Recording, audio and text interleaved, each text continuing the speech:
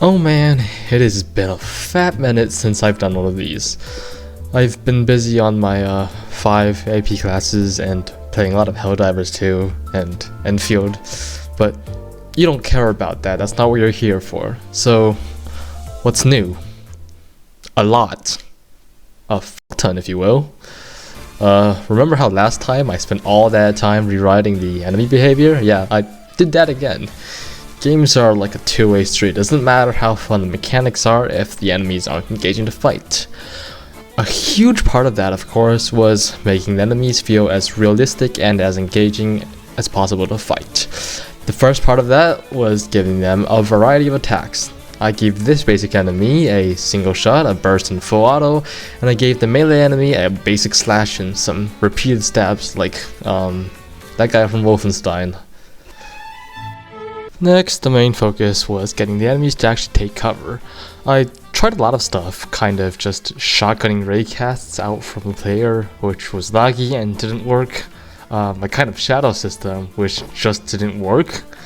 What ended up actually working for me was just taking all the parts in an area and then filtering for parts that are reasonable size for the enemy to hide behind, and then just checking their line of sight from there.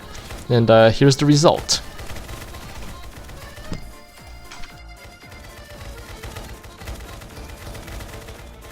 And then a lot of small stuff, like they can now run when they're chasing you, or they crouch if they're just shooting at you, or they can aim at you if you're too far away, or just a lot of miscellaneous stuff, like adjusting how they rotate, their searching logic, or just a whole lot of small visual stuff that really does a lot to make them feel smart, really makes them feel more realistic to fight.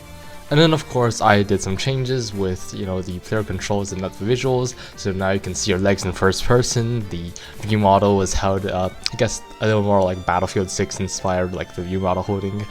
And I also changed the old shooting system where the bullets were kind of just like incrementally raycasted, but now I use the Fastcast Redux API,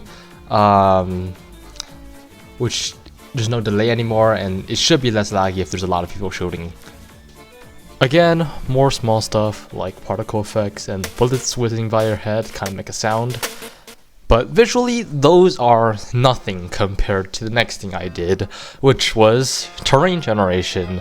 I was always kind of against using Roblox terrain generation. I mean, it's definitely possible to make it look good, and I think it sometimes definitely does look good, but if you go around games like BRM5, it always just felt off to me. I wanted to do something custom. I started out trying a tile-based system using math.noise to get a kind of Perlin noise, and then placing tiles around the place, different kinds of types to smooth it out, with the idea being that it would be replaced with small terrain meshes and rocks to look like it's actually a mountain or a canyon or something. But obviously it just kind of ended up looking like shitty Minecraft, so I tried the next thing, which was editable mesh-based terrain gen. So Roblox has this thing called editable meshes, which is this thing where you can deform meshes using code, and you can use it to make some really cool stuff. So I had the idea to take that same Perlin noise and deform a flat mesh and use those as chunks, but they didn't render. And then I found out that editable meshes only render client side apparently. So I had the server generate the meshes or the terrain mathematically, and for the collisions, and then to send the data to the client for the client to build the terrain. And then I ran into memory issues. So at that point I was like, alright, we'll look at Roblox terrain generation again. So I actually decided to look at Roblox terrain generation, and I found out you can actually do a lot more with it than I realized. It's a lot more customizable, a lot more malleable than I thought. So I took the noise map and then I stuck it on Roblox terrain gen, and it's okay, I guess.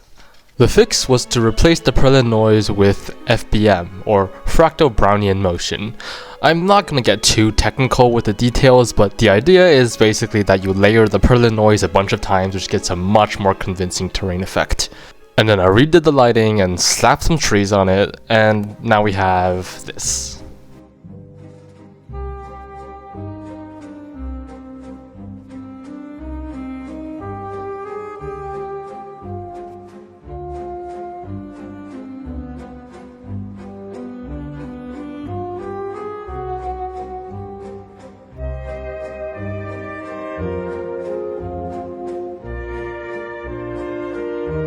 Now, there's a lot more work to be done, but I'm pretty happy with the result.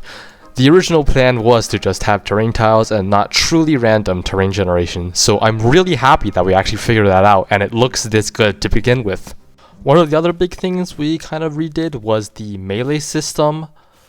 Alright, I want to demonstrate our melee system to you. So here's how everything works. Now, if I have the glaive here, so if I press down mouse 1, we will go through the combo attack. So the mouse 1 has its combo, it's 5 attacks.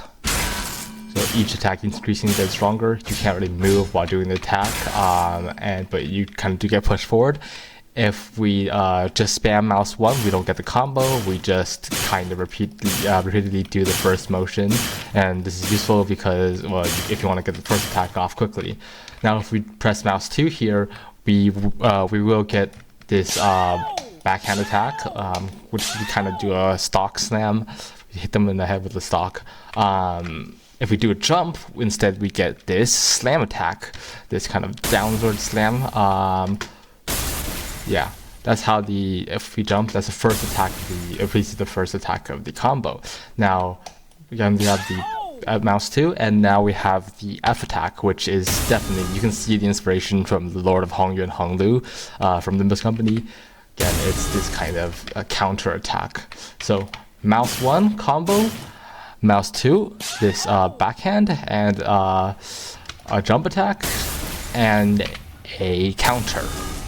Okay, let me demonstrate to you guys how the melee system works with the guns, right? So, in this game, obviously the bullets come out of the muzzle, right? So, if the muzzle is blocked, then you can't shoot, right? So if he gets too close to me, I won't be able to shoot, my gun goes up.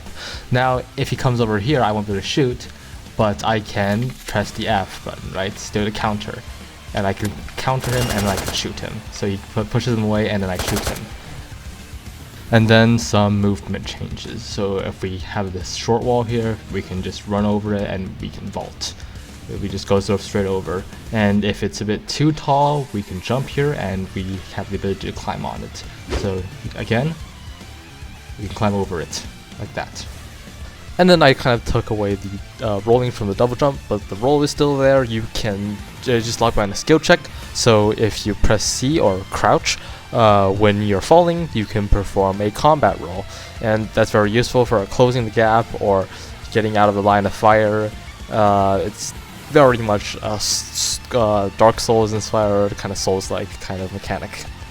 Also, I added the ability to revive people. Yeah. Along with a lot of other visual stuff and some VFX.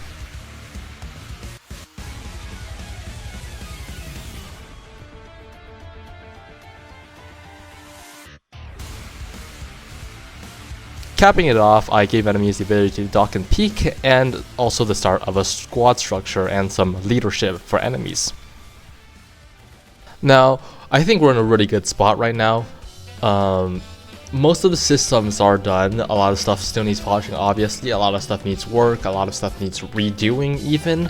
But I think the game's in a pretty good spot right now. We're going to be able to focus on making content, making the game feel fun, making the game feel enjoyable, and focusing on the gameplay related systems that are less difficult to make, right? We're speaking to investors right now. We're going to get some models in soon. Everything's gonna be pretty good in terms of that fairly soon. I know it's not looking that great right now, but if you know any investors or if you are an investor yourself, feel free to contact me. My info should be in the description if I remember to put it there. Yeah, I'm pretty happy with most of the stuff here, and we can get I don't want to give out a concrete release date because I don't think I have it in me to accomplish it, but you know, stay tuned, right? Big stuff coming, right? Yeah, thanks for watching. Like and subscribe. Please join the Discord. And that's about it. Thank you.